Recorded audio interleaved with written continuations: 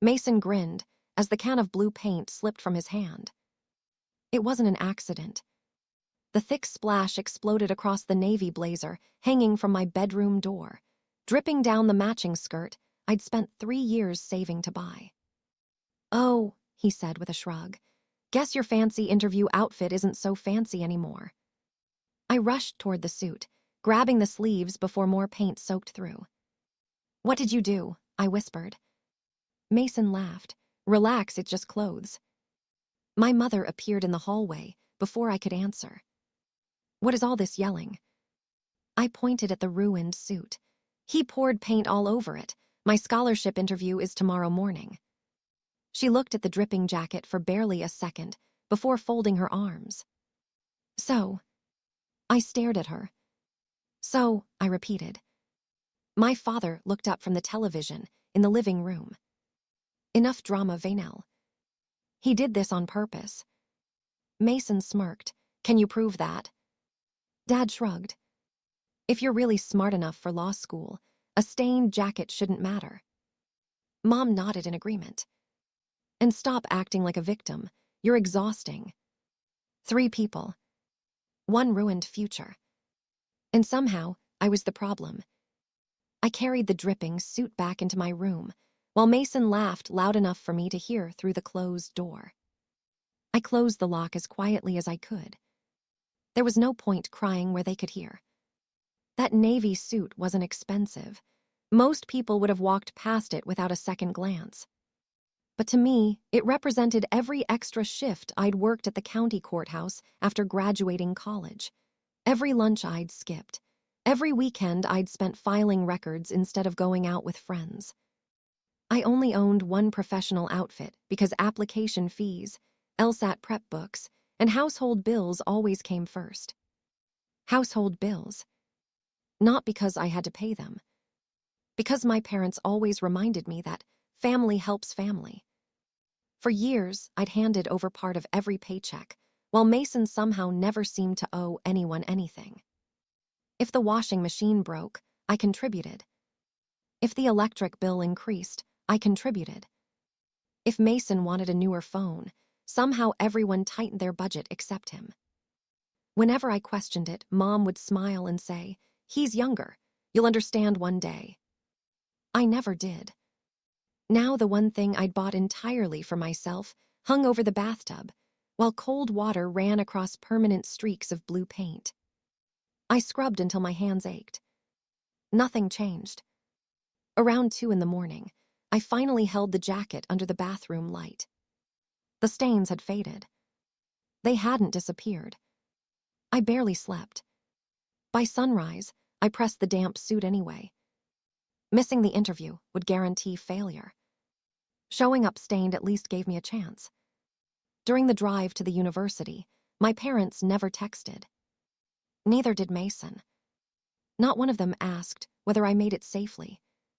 Inside the admissions building, polished marble floors reflected every nervous applicant carrying perfect leather folders and wearing immaculate business suits. I tried keeping my left arm folded across the worst stain. It didn't work. The receptionist smiled politely. "Name?" "Vanelle Brooks." She checked the schedule and handed me a visitor badge. "Please have a seat." A few minutes later, a gray-haired man stepped into the lobby carrying a folder. His eyes landed on my jacket first. Then they moved to my application. His expression changed. He looked back at my name, then at me. For several long seconds, he said nothing. Finally, almost to himself, he whispered, "Hold on." His eyes narrowed. "You're her." Before I could ask what he meant, he closed the folder. "Miss Brooks," he said quietly, "would you come into my office before your interview?" Every instinct told me I was about to hear bad news.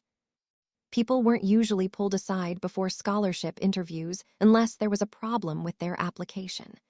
As I followed the admissions director down a quiet hallway lined with framed graduation photos, I couldn't stop looking at the stain on my sleeve. He noticed. "You don't need to hide your jacket," he said gently. I forced a smile, I'm trying.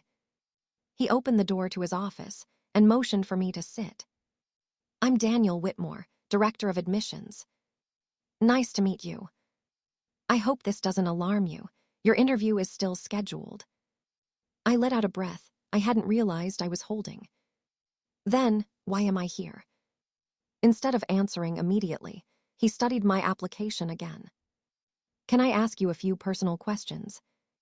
I nodded. They're about your family. My family. Specifically, your grandmother. The question caught me completely off guard. My grandmother. He folded his hands together. Margaret Brooks. I blinked. I didn't really know her. What do you remember? I searched my memory. Not much. He waited. My parents always said she wasn't interested in us. She wasn't close to you. They told me she preferred other relatives. His expression became thoughtful. And you believed that? I gave a small shrug. I didn't have any reason not to. He made a note on a legal pad, but didn't say what he had written. Tell me about growing up. The question sounded simple, but the answer wasn't. I laughed quietly. I guess I was always the responsible one. Meaning, if something went wrong, I fixed it. He nodded for me to continue. My brother never had to. As I spoke, memories surfaced that I hadn't connected before. When my first college acceptance letter arrived, it had already been opened before I got home from work. Mom had smiled and said, "We were just excited for you." Later, I found out she'd already told half the family where I was going before I'd even read the letter myself. Then there was the savings account I'd started during community college. Every birthday check, every holiday gift, every overtime payment. I'd watched it slowly grow until one afternoon Dad announced they needed to borrow, some of it because the roof needed repairs. "We'll pay you back," he'd promised. They never did. A year later, Mason drove home in a newer car. I never asked where the money came from. Maybe I didn't want the answer. Daniel listened without interrupting. What happened when you graduated? I started working at the courthouse. And you've lived at home since? Yes. By choice. I hesitated. I kept thinking I'd save enough to leave. But somehow something always came up. I looked at him. Exactly. The words felt strangely comforting, coming from someone else. There was always another bill. Another emergency. Another reason I couldn't move out. Another reminder that family came first. Except family only seemed to mean me. Daniel leaned back in his chair. Did your grandmother ever say anything to you directly? For a moment, I thought the answer was no. Then a memory slipped through. I couldn't have been more than 14. My grandmother had hugged me goodbye after a holiday dinner. She'd pressed my hand and smiled. Promise me something. What? No matter what anyone tells you. She had squeezed my fingers. Education is the one thing nobody can ever take away from you. At the time, I thought she was just giving ordinary advice. Now the memory felt different. Almost intentional. I repeated the words aloud. Daniel's expression changed. He looked toward a filing cabinet across the room. Excuse me for one moment. He stood, unlocked the bottom drawer with a small key, and pulled out a thick archival folder that looked years older than anything else in the office. He laid my application beside it. Slowly, he compared the name on my file with the documents inside the old folder. His eyes moved back and forth several times. I couldn't see everything, but one corner of a faded black and white photograph slipped into view. A young woman stood outside the very same law school building. Even from across the desk, something about her face felt familiar. Daniel looked from the photograph to me. His breathing slowed. Then he quietly closed the folder with one hand. Without saying another word, he reached for the office phone. What was inside that file that made him stop the entire interview schedule. Daniel picked up the phone without taking his eyes off the closed folder. "Linda," he said calmly, "please move Miss Brooks' interview to the end of the morning schedule." A pause. "No, nothing is wrong." Another pause. "Yes, I'll explain to the committee personally." He hung up and looked at me. "I apologize for the delay." I frowned. Did I do something wrong? Quite the opposite. Before I could ask another question, someone knocked on the office door. A woman wearing a faculty name badge stepped inside. "The committee is ready." Daniel nodded. "I'd like Miss Brooks to join us for a few minutes before her formal interview." The woman glanced at me, then at the folder on his desk. Her expression mirrored his confusion. "Is this related to that file?" "It is." She looked at me again, this time with unmistakable curiosity. "I'll let everyone know."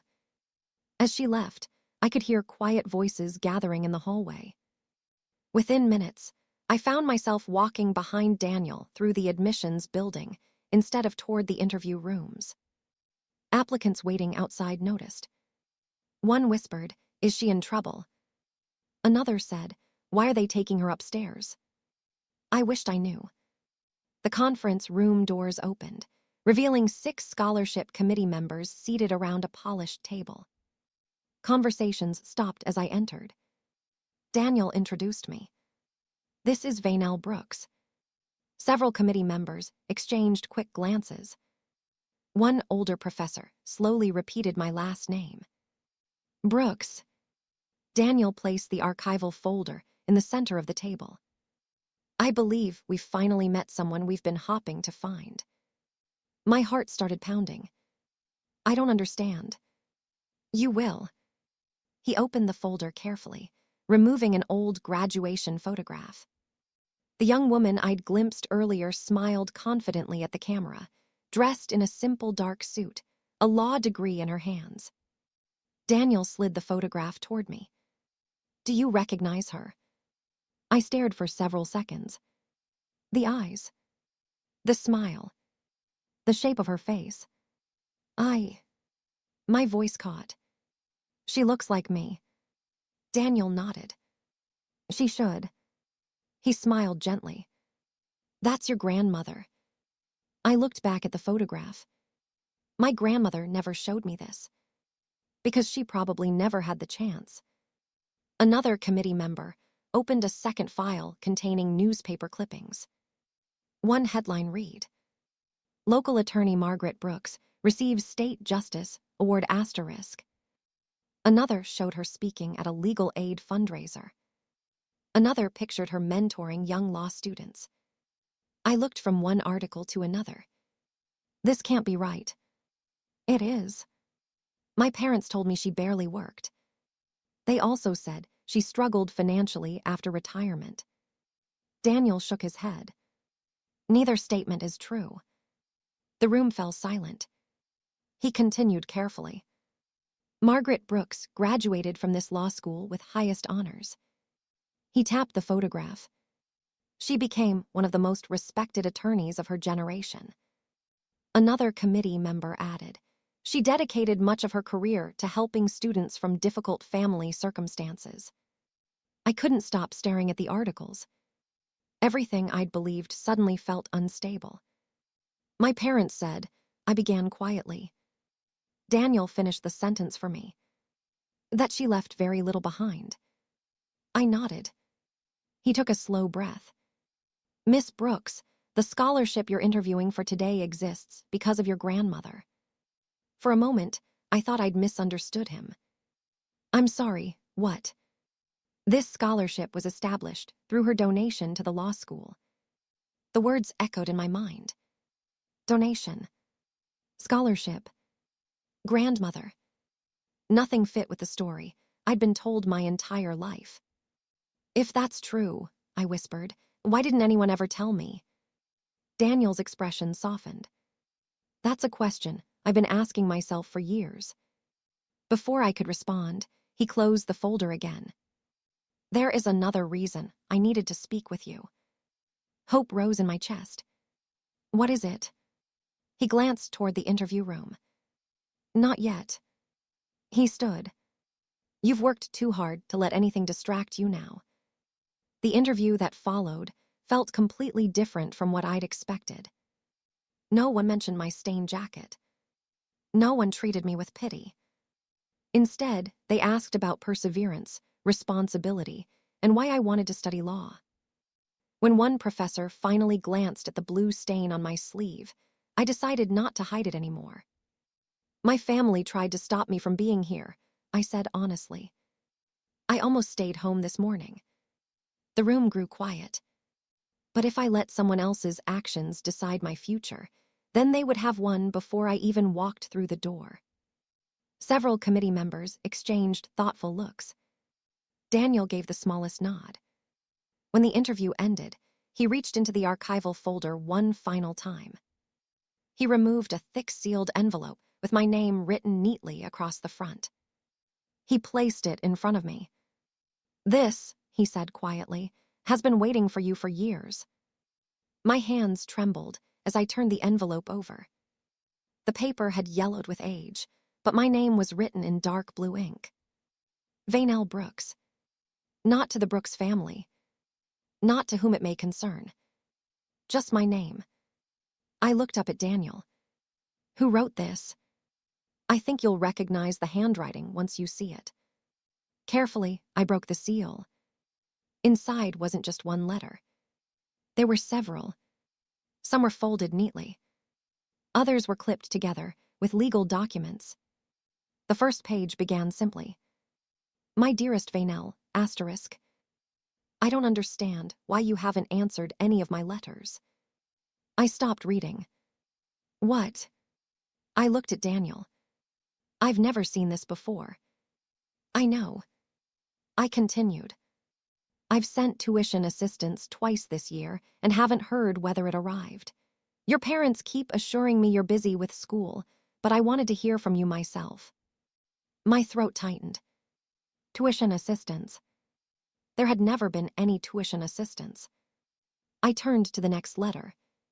Different date. Same concern. I'm worried. The certified mail shows someone signed for the package, but I still haven't received a reply from you. Another letter. Another year. Another unanswered question.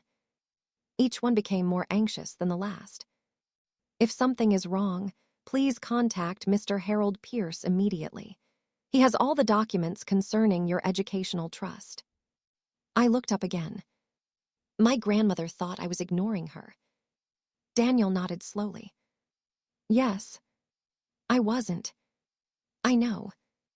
I never received any of these. I know. The words barely came out. I thought. I couldn't finish the sentence.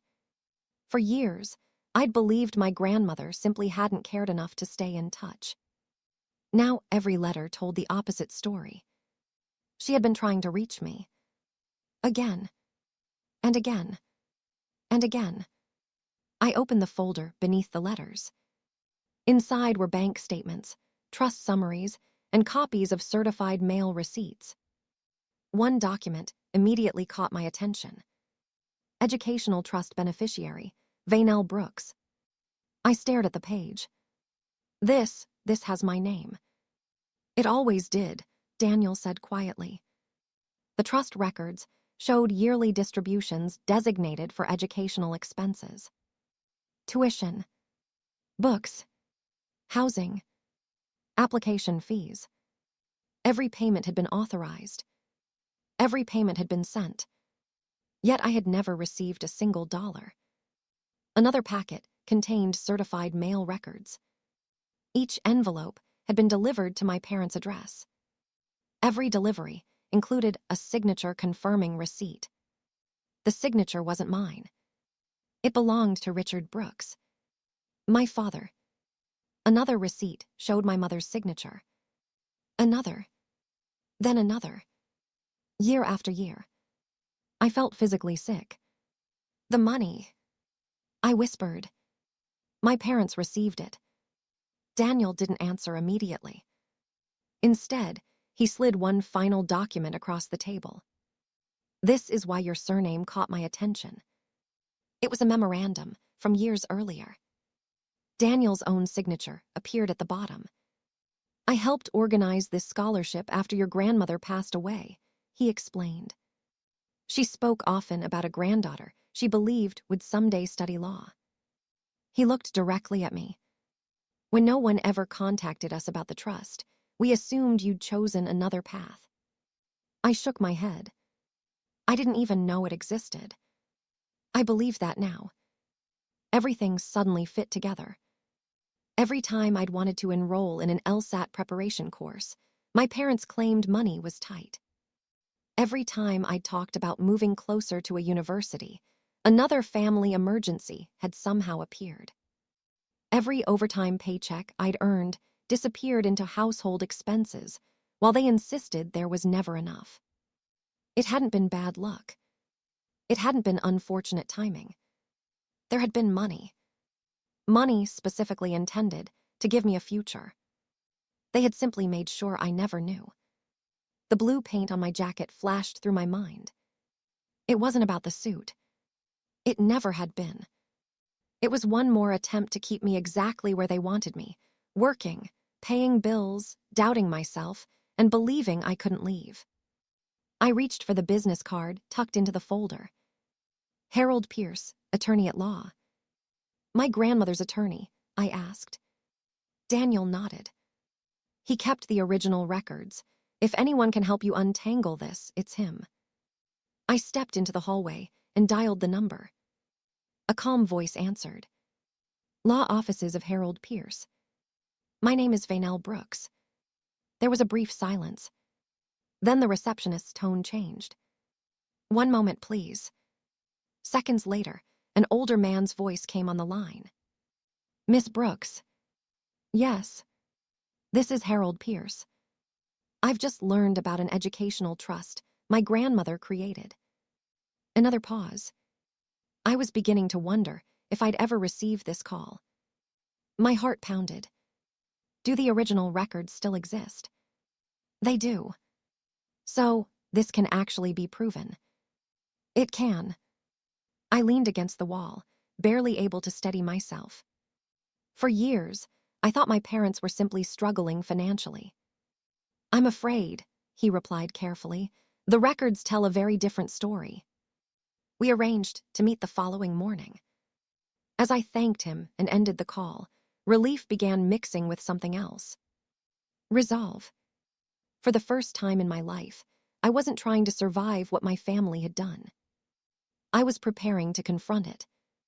I had just reached the front entrance of the law school when my phone rang again. The caller ID read, Harold Pierce. I answered immediately. Mr. Pierce. His voice was urgent this time. Miss Brooks. He took a measured breath. Don't go home. I froze. Why? We found something much bigger. I stopped walking. The sounds of students talking outside the law school faded into the background. What do you mean? I asked. Harold Pierce spoke carefully, as though choosing every word. I've gone back through every file your grandmother left with our office. And there is enough documentation to reconstruct the entire history of the trust. I swallowed. So it wasn't just the letters. No. It goes much further than that. The following morning, I met Harold Pierce in his office. Boxes of old files sat neatly on the conference table. Each one carried my grandmother's name. He opened the first box and laid out the documents in chronological order. Your grandmother established this educational trust several years before she passed away. He slid the trust agreement toward me. At the bottom was her signature. My granddaughter, Vanelle Brooks, shall be the sole beneficiary for educational purposes. I read the sentence 3 times. It still didn't feel real. Harold continued. She came to me because she was worried. Worried about what? She believed your parents favored your brother. I closed my eyes. She noticed. Immediately. He opened another file. She specifically instructed that the funds bypass your parents whenever possible. I looked up. But they didn't. He nodded gravely. After she passed away, the correspondence was redirected to your family residence while we attempted to confirm your legal address. He showed me delivery records. Every certified package had been signed for. Every signature belonged to either my father or my mother. They received everything. Yes. The letters. Yes. The trust documents. Yes. The annual payments. He looked directly at me. Yes. The room fell silent. Years of confusion suddenly became painfully clear. Every conversation about money. Every promise that things would improve. Every lecture about sacrifice. Every opportunity that somehow slipped away. It hadn't been fate. It had been a decision. A decision made over and over again. They wanted me to stay. Harold nodded. Financial dependence gave them control. For years, they had discouraged graduate school, dismissed my ambitions, questioned every application, borrowed money they never intended to repay. Then, when I finally found a path that didn't require their approval, Mason ruined my only interview suit. Not because of the jacket. Because if I never walked into that interview, I might never learn the truth. The legal process took months. Fortunately, the documents were clear. The trust records matched the bank transfers. The certified mail receipts matched the signatures. Financial records showed that money intended for my education had been diverted into accounts controlled by my parents. There was no misunderstanding left to argue. When relatives learned what had happened, the story my parents had repeated for years began to collapse. The daughter they had called dramatic had quietly been paying household bills while being denied resources that already belonged to her. The son they constantly defended had participated in years of sabotage, culminating in the destruction of the very suit meant for the scholarship interview. Some relatives called to apologize. Others admitted they had believed my parents because they had never heard my side. For the first time, I didn't feel the need to convince anyone. The records spoke for themselves. Several weeks later, Daniel Whitmore called me back to campus. When I entered his office, the scholarship committee was waiting. Daniel smiled. "Miss Brooks, after reviewing your interview and your academic record." He paused just long enough for my heart to race. "It is my pleasure to inform you that you have been unanimously selected as this year's scholarship recipient." I covered my mouth. I don't know what to say." "You already did," one committee member replied. "You said you refused to let someone else's actions decide your future." Daniel handed me the official award letter. "Your grandmother believed education was something no one should be able to take away." He smiled warmly. "I think she'd be very proud to see you here." For the first time since opening those letters, I cried without trying to hide it. Not because I had won. Because I finally knew I had never been forgotten. The restored trust allowed me to move into student housing before classes began. The first purchase I made wasn't expensive. It was simply practical. A new navy suit. When I hung it inside my apartment closet, I placed the cleaned, paint-stained jacket beside it. I couldn't remove every blue mark. I stopped trying. Those stains no longer represented humiliation. They represented the moment everything changed. The moment my family's final attempt to hold me back led directly to the truth they had spent years hiding.